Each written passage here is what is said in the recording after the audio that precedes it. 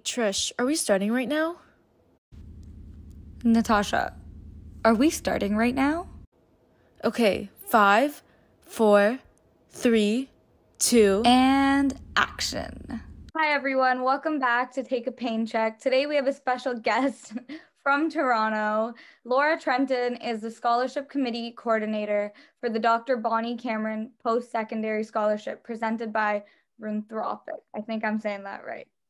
Laura is here today to talk to us about the many initiatives she has been involved in regards to arthritis. So, Laura, we're really happy to have you on today. Could you kind of start us off by giving us a little bit of an introduction about yourself?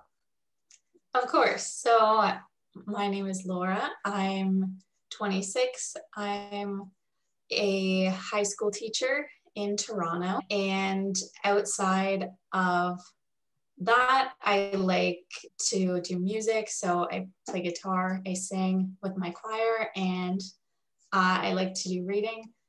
But other than that, I have arthritis, and a lot of my life revolves around kind of advocating for that and fundraising and raising awareness in general. So yeah, thank you for that introduction. Sort of wanted to talk about when you were diagnosed and what joints were really affected. Yeah, so I was diagnosed with JIA when I was 7 years old. I was in grade 2, 2002. So next year, 2022 is going to be my 20th anniversary.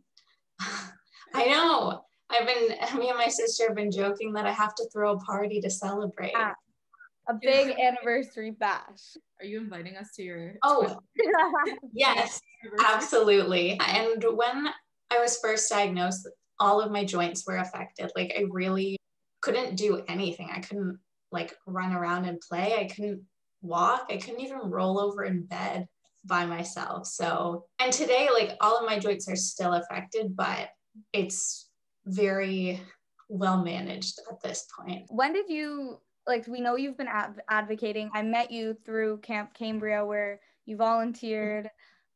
When did you really reach the point where you were ready to advocate for yourself? Yeah, I think that takes a really long time, and it's different for everybody. For me, because I was diagnosed when I was 7, my parents were making all of the decisions for a long time during my care. And in high schools, when I started to be more interested in, okay, like maybe I should get more involved, just because before then, like, they were big, scary decisions, like, which medication do you go on? Do you want, like, should we switch? Like, what should we do next? And like, I was like, I don't want any part in this.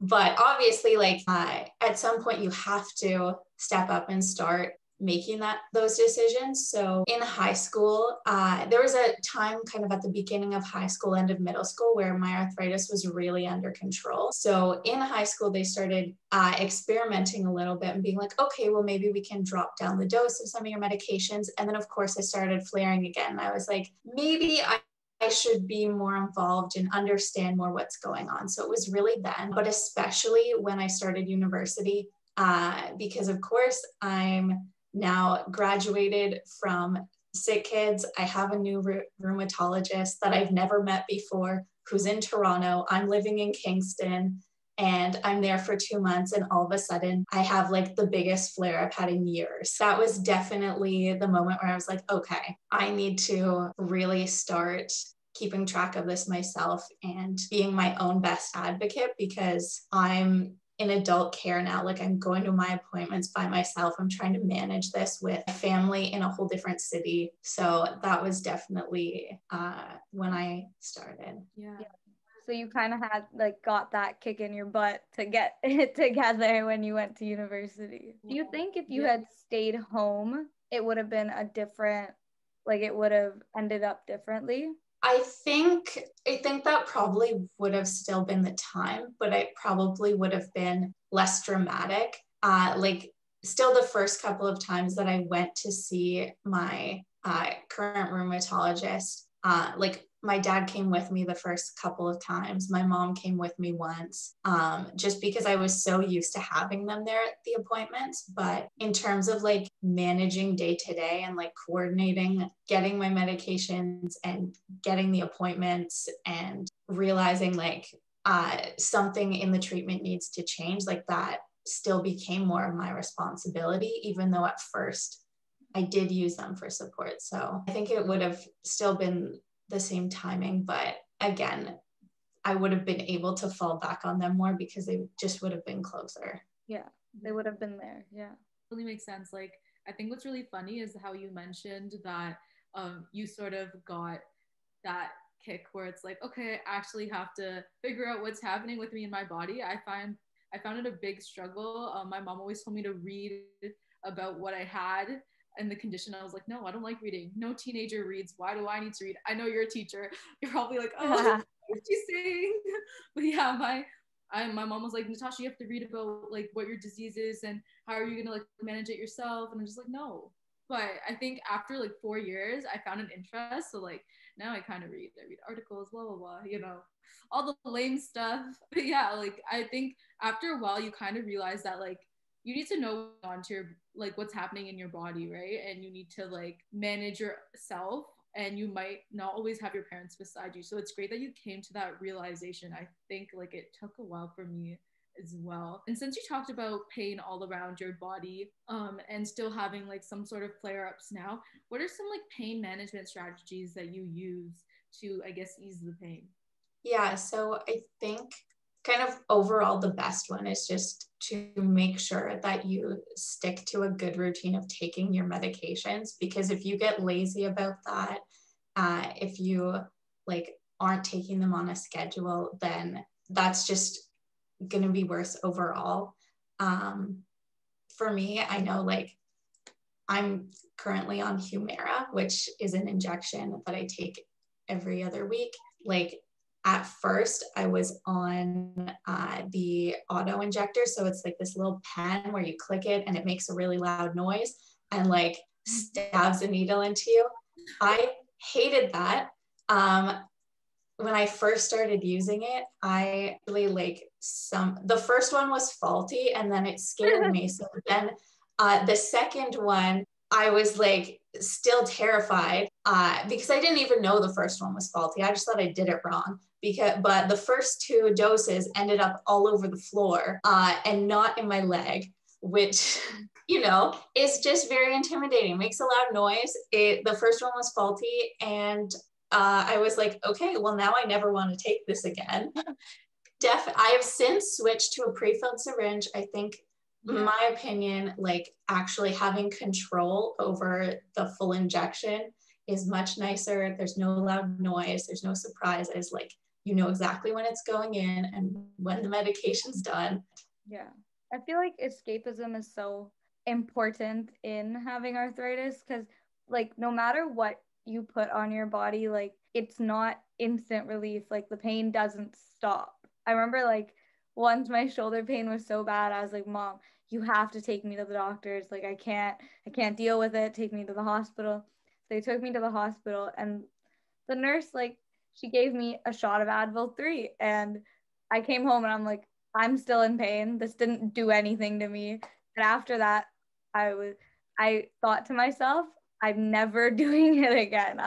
I'm not going to the ER. I'm just gonna have to deal with it and find some way to distract myself to get through that. Going from that, we kind of wanted to know, how have you grown from your diagnosis? Because I know Natasha and I have spoken about it. We both grew so much and kind of became the people we are because of our diagnosis. So your 20-year anniversary is coming up. How have you kind of grown in the last 20 years? Yeah, so I definitely have gained a lot of confidence through it. And really, like, especially as a teacher, like it's made me a better teacher because I know that even if you can't see it, like everyone is dealing with something, whether that's arthritis or whether that is another challenge that they have in their life. And I really take that and make sure that I'm being as compassionate and caring in my teaching and not setting unreasonable expectations, like making sure that my students know that they are safe and they can advocate for themselves, and just passing those skills on, and just the community that I found through it. It's so nice to be able to meet different people, like through my family's events, through Camp Cambria, meet different kids with arthritis, meet their families. Can you be my teacher? My high school teacher, please. I think like having teachers that are compassionate and caring and know that even if you're like, it sucks. Okay, this is like me just like going off right now, but I think it really sucks that like I've had so many teachers that are just not compassionate and do not understand or want to accommodate. And yeah, I don't want every single teacher to have arthritis. That's not but it's just like having that like why I just hate that it's like it has to hit you and then you like realize, right? Like why can't all high school teachers be this like nice and compassionate and caring? It's so nice that like your students are probably like so lucky to have you. I don't know. I know Trish and I, like we've had different teachers say different things about this invisible disability. So that's sort of like, it's great that you know that you have to be caring, compassionate, and you have to understand that everyone has their strengths and weaknesses, and like you probably accommodate everyone. I want a teacher like this. Okay. I really appreciate that. I definitely had my own negative experiences in school with some teachers. I remember in high school, my grade 12 calculus teacher was like, you don't need more time on tests because you have arthritis. You need more time on tests because you're not studying for calculus.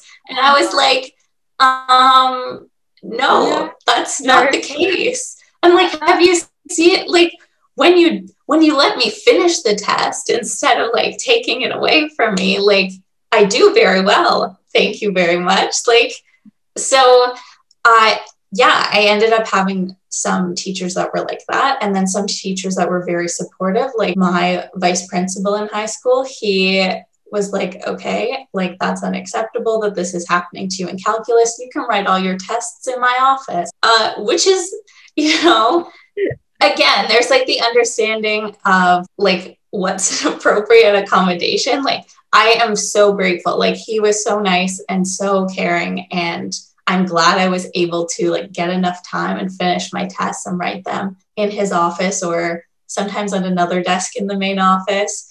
But there are services in place, but there's the resource room, there's special ed teachers, there's resource teachers, like there's all of these services that, because we have arthritis and not say a learning disability, they're like, well, you don't fit into this box. Yeah. So I don't really know what we can do for you. Yeah. And I think now it's definitely getting better. More teachers are more aware, just the system in general, but definitely I make sure to get my students to advocate for themselves. I'm like, no matter what it is, like if you need an accommodation, just explain to me why. Yeah, I get that. You mentioned that you can be flexible and accommodating. I know even special education, they're so nice. You have some teachers that really, really want to help and accommodate you. And there's those other ones that, I don't know, you just prove them wrong eventually that you can do it. That's sort of my mindset. Yeah, so I kind of wanted to ask, what is Runthropic and Art in Motion? Just like a brief overview about what they both are. Of course. So Runthropic is a nonprofit organization started by my dad, Mark Trenton. And it is basically a way for an organization that allows runners, especially, to raise money for their causes through their running. So, and then from that, so that's like the big organization. And then from Runthropic, we have created one race at the moment that is called Art in Motion. So Art in Motion is a 10K, 5K, and 2K event in Kleinburg, Ontario, which is in support of rheumatology at Sick Kids. So it is again, another way for people to fundraise and raise awareness through running, but specifically for arthritis. A lot of people may be confused on some of these. I know when we searched you up, you have so many different initiatives going on with your family, and it's great that your family is super supportive. I know all of our families are supportive, but creating organizations and charities and stuff like that is just on top of amazing, you know, trying to show everyone. Yeah, also, I know that you are involved with the Bonnie Cameron Post-Secondary Scholarship. We just wanted to sort of get an idea of everything you're involved in, and then we'll dive deep into the specifics. So if you could explain a bit about the scholarship as well and where it comes to play and everything that is happening with your family.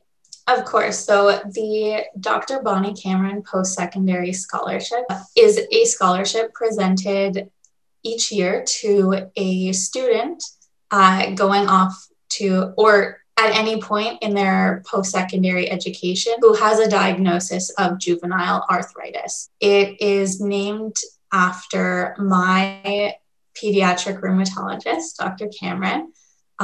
She has since retired from rheumatology, but she's become like a part of the family. Definitely, we really wanted to honor her when we created this scholarship. And its goal is to really just allow students living with arthritis to access post-secondary education and kind of take some of the financial stress off of that. All right. So thank you for letting me know what the goal is too. I know Trish, and like I saw your picture on the website. So I was like, is that Trish? Yeah, she had no idea. She had to zoom in to figure it out. Oh yeah, I won the scholarship 3 years ago, I guess, because I just finished my third year. Yeah, it was like, it's kind of crazy to see like all that support and being there. It was an art gallery. And yeah, it's crazy to see all of that support. And, you know, like you don't even know it's out there until you go looking for it. And our goal in this podcast is to kind of bring all of these resources forward and to show youth especially that they're right there. And you may not want to go looking for it, but we'll go looking for it for you and bring it to the forefront. So I think like what you guys are doing is amazing. And, you know, seeing it firsthand and being able to benefit from it, it really does. Like it changes your life. And so thank you. Okay. So how was the scholarship designed and like how did it really come about? My dad is the mastermind behind most of these ideas.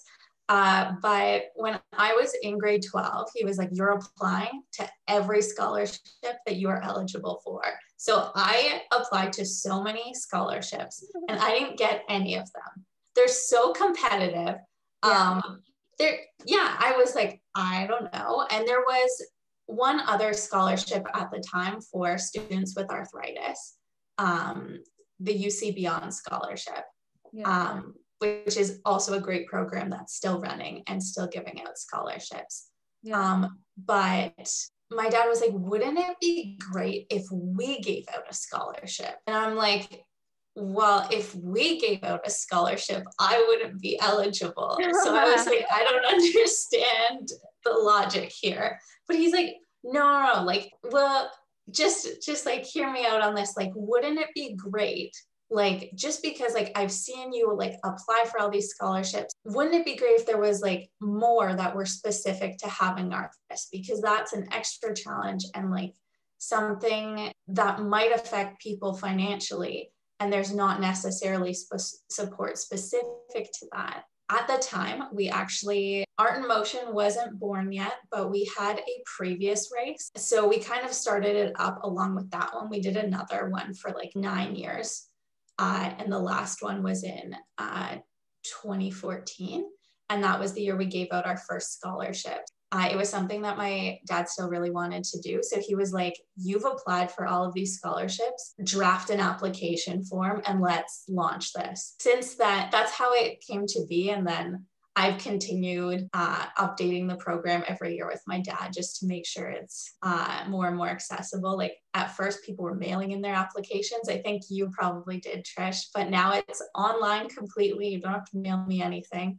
makes it just a little bit easier. I remember when I applied for it, I had no idea your family was behind it. And I had met you previously at camp. And I knew you and we got along, but I had absolutely no idea your family was behind it. And then I don't know if you reached out to me after I had applied, like when I won it, and you were like, hey, I didn't want to tell you that I knew you before, but I know you. It was really kind of crazy after all of that happened. I sent you the email being like, you're the winner. It was the next day or something that camp started again. Like it was like right around that time. And then I was like, oh, well, I should go and find her and say hi. I was like, I know that name. I'm going to apply. I'm in grade 12. So. Oh, yes, you should definitely apply. Scholarship application deadline this year is May 14th. And I kept checking deadlines for different ones because I know some of them are not updated. And then Trisha's like, the one that your family is all involved in, like the Bonnie Cameron post-secondary scholarship, like you have to do it, Natasha. And I was like, yeah, I'll do it eventually. I'm also applying to a lot of scholarships. It's a lot, so many scholarships, so many applications. I can't wait till this is sort of stuff. I feel like grade 12 is just a bunch of forms, one after the other, after the other, after the other. Yeah, absolutely. Why would you kind of recommend someone to apply to the scholarship? Yeah, so I think for the scholarship, it can be really empowering to share your story. Unless you're the winner, like we're not necessarily going to publish it. Still know that people are reading it and that it makes an impact. So I read all of the applications myself. As I started teaching, and working with Camp Cambria, like there are times where I'm like, I know this person. So I'm like, I have to I read it, but I have to pass it on to another family member and just be like, can you help me score this application? I need to declare a conflict of interest. As the program grows, that'll probably happen more. I've even taught a few students recently where they're like, Miss, I have arthritis. Like I'm a patient at Sick Kids. So like, wait, let me just send you all this information. And I think they find it a little overwhelming. It can just be empowering to share your story and then just being recognized in terms of applying to the scholarship. Definitely, it's just an empowering experience. For like participating in the race, it's a way to connect with the community, spread awareness, do some fundraising. So Art in Motion, all the proceeds, they go to the rheumatology department at Sick Kids, or you can choose to fundraise for the scholarship as well. Scholarship, we run it through the Toronto Foundation. And the way the Toronto Foundation works is that once we reach a certain amount of money in the fund, it becomes self-sustaining. So we'll be able to give it out indefinitely. So it's really important to us that we get up to our goal. To date, we've raised about $30,000 for the scholarship, which is fantastic. So definitely the program's still continuing, but we still have a ways to go before it becomes self-sustaining. If we surpass our goal, then our hope is to be able to give out more than one scholarship a year or increase the value of the scholarship. Yeah. So, and we've been able to connect with so many families and that are just runners, that are just looking for a fun new event to try. Now they know that, oh, kids get arthritis too. Like this is a cause. And some of them that had no previous connection to the arthritis community are some of our biggest fundraisers, which is outstanding. Like that's really what our goal is. That's amazing. Maybe I'll convince Natasha to run. You can also walk. We have 3 events. 2K is not very far. 5K is probably manageable. 10K, maybe not if running's not your thing. Funny. Trish just wants me to run with her, and I'm just like, no. I try to run regularly. Natasha and I are planning on doing the Waterfront Marathon this year and fundraising through using the podcast as a way to fundraise for it. So maybe we'll do both. We could do both. Yeah. Natasha, start training. Let's go. We could do both. We'll see about that. I think one a year is good enough. We'll trade. We'll go 1 year one, the other year the other one. So the great thing about our event is that even before COVID, we had a virtual event, so you could sign up and run it on your own time anyways. So if you wanted to like double dip your mileage and sign up for both, that would work. We are hoping to host an in-person event this year. It's in the works. We're planning it, but again, we can't really predict what's going to happen in the fall, but tentatively our date for this year is Sunday, October 17th, 2021. Natasha, you got lots of time. Lots of time. So to end it off with our last question that we like to ask most of our guests, would you classify your arthritis as a blessing or a curse? I would say it's probably, I'd lean more towards blessing. I think that like if a cure was available right now, would I take it? Absolutely. I think everyone would say yes, but would I go back and change the fact that like I've lived for almost 20 years with arthritis? Probably not, just because I've met so many amazing people. I'm proud of what my family's been able to accomplish, and it has helped me grow as a person. So I think that I definitely would not be where I am today if I didn't have arthritis. Yeah, I think that's a very well put way of saying how Natasha and I both feel. Yeah, I think I might go back. I'm kidding. I don't know. It's so hard. Like, yeah, I wish I could write, but then I also make friends with like, I don't know. It's such a hard question. Trish just loves this question to kind of see what other people think. So I'm kind of in the middle of blessing and curse. Now we're gonna go into, I guess, more fun. I don't know. Trish and I posted on our Instagram that we will be featuring some questions that some of our followers asked, and we kind of want to get your perspective, and then we will also pitch into these questions. Yeah, these questions are from @Ashi Sarah. Yeah. And so her questions will be featured today. Let's start off with the first one. If you had to make a tech gadget that would be helpful to manage your chronic pain, what would it be? Oh my, you guys, start thinking. That's really interesting. I think right now, like so many different things already exist. So I'm like, okay, I need to think of something that hasn't already been invented yet. I would say something that can translate your thoughts into like text, just because sometimes, I mean, speech to text is a thing, but we all have those moments where like the brain fog, like where your head gets all like cloudy from the pain, where you're like, oh, I have an idea, I should write that down. And then you get to your computer and you're like, I have no idea what it is. Like, it would be better to just be like, I'm thinking a thought. Please put that in my phone now, and I can go back to it later. For me, I would make something that would transcribe math or science, like complicated, like calculus, like you mentioned, that type of stuff, with just me speaking calculus, or like some sort of like tech tool that I would not have to use my hands. I know there's so many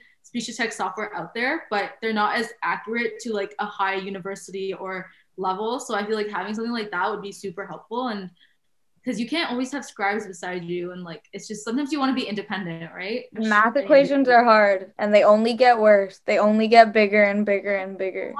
No more math. There'll be a little bit of math there. Yeah, I want to go into sciences, so math will be there, but not as much. I think I'm so stressed about that because I feel like, what am I gonna do? It's okay. You have to do both. Yeah, Trish, what gadget would you make? I don't really know. Like I feel like I just want something to carry me around. Like I just don't want to walk. Okay. But on a serious note, I really enjoy diffusers, and I have found a couple of like essential oils that say they're better for your immunity, blah, blah, blah, blah, but they smell really bad. I want an immunity smelling oil that smells good. I know it's not a tech gadget, but that's what I want. Okay. Perfect. All right. What tech advances are really helpful to someone with arthritis? Okay, I'll answer first since nobody volunteered. I think I bought a new computer last year, so like I bought a 2020 MacBook, and I had like a 2012 MacBook before, but the keyboard is thinner and the keys aren't as deep. And I think that helps a lot because you don't have to put as much pressure on your keyboard. And it really like changed. Like I can write for so much longer now just because of that one little thing. I don't think they meant to do it for arthritis, but I think it definitely did change my life. Yeah. I would say for me, it's probably some of the like apps that have been developed. Like I use an app that reminds me when it's time to take my Humira, and it tracks like which injection site I've used recently, so I can make sure I pick a different leg or a different spot on my leg than last week. That has been helpful. And there are other ones too. I know there's one specifically for arthritis where you can like track your symptoms, especially during a flare, and you can like take photos. Yeah. I think sometimes having like, it's hard to just like remember and keep track of everything that you want to bring up. Do you know the app names? The one app is like from Humira. Like if you search Humira in the App Store, like the app from AbbVie will come up. It's like a Humira injection reminder. And I think the other app is called Arthritis Management. Okay. We'll put the link in the description. For yeah. We'll find a good tool. And I guess the last question that our follower desires to ask us is, what's the best thing a friend could do to help? I think that it's really just them like asking how you're feeling and like trying their best to understand. Like they'll never be able to know what it feels like unless they also have arthritis. But like I know that when I was in university, my roommate that I was living with was like, so I did some research and I like looked up about it so that I could understand more. And I was like, I was so shocked because no one had ever done that before. I was like, wow, like that's really nice. And I was like, okay, but like, let me tell you now, like how it actually makes me feel. Cause like the internet's great, but like everyone's going to have different needs and it's going to affect everyone differently. So just doing some background research, but then like adding in, like just talking to them about it and letting them kind of express themselves to you and share that. Yeah. I think that's really helpful. I think a lot of what I've noticed, and obviously it's different for everybody, but I think the best thing a friend could do, like for me, and I think my friends do this pretty well, is you acknowledge that it's there and that it could be a burden, but you also let me just feel normal. Like you understand that if I say I can't walk, then you just say, okay, like we're going to go do this instead. I remember once we went to Montreal last summer, like 4 of us all together. And lo and behold, I decided to wear heels to the club the night before. God knows why. Who told me to do that? I don't know. I got some good pictures though. And so I come home the next morning and I was the only one driving because it was my car was there, whatever. But I couldn't walk. I could not move both of my feet. To the point where I don't think I've had a flare up that bad ever, but like I literally could not feel my feet on the ground and it was terrifying. But my friends, they knew it was there. They knew it was happening. They were acknowledging it, but I didn't feel like I was a crazy old lady. Like I didn't feel like I was a burden. They kind of fixed their day around what was going on without making me feel like I was asking for too much. So I think that's really the best thing a friend could do for me. Yeah, totally. I think you both said it really well. I think also for me, like just talking about it and like supporting is really helpful. I know one of my friends, he would ask for like, oh, can I look at like what your doctor said? He would be really interested in like reading about it and figuring that out. I think what you said, Laura, about was it your friend or like your yeah, your friend. Yeah, that's like, it's really nice to have someone actually be interested. And even if you're not, just asking, are you okay? Like what did you do today? I know Trish mentioned Montreal. So like I went to Germany. My friend was really nice. We were walking up a hill, like a really big like hill. And she stayed back with me and she walked like slowly with me because she knew I would need some entertainment, but also like I didn't want to feel left out. And knowing that someone will always support you and be there for you and ask like if you're okay or you want to walk with them, and not making them feel like alone. Like if I had to walk down that hill by myself, I would just be like, I don't want to go at all. But having those friends that they accommodate and they do what you can do, you can also do that and it will still be fun. And then also, I know I've had a lot of situations, a special diet just for my pain, but having people be like, oh, we can eat here instead and it'll accommodate all of our needs. We all kind of summed up how our friends do help. And like, you guys, if you need your friends to help, these are some tips they can use to kind of support you guys. Thank you so much, Laura, for coming on today. Great to go through all your initiatives and then have us end off on a few questions from our audience. Everyone, please make sure if we do post things or asking questions, your questions will be featured. So definitely ask away. You can also email us if you want your questions to be featured. And everyone, make sure to like, comment, subscribe. Check out Laura's social medias, the scholarship, the Run-Anthropic page. Check out everything and stream it everywhere. Okay, guys. So we'll see you next week on Take a Pain Check. Bye. The information that we are sharing today is our own personal experiences and does not constitute as medical advice. Please check with your doctor for medical advice that is suited to you and your condition. Thank you.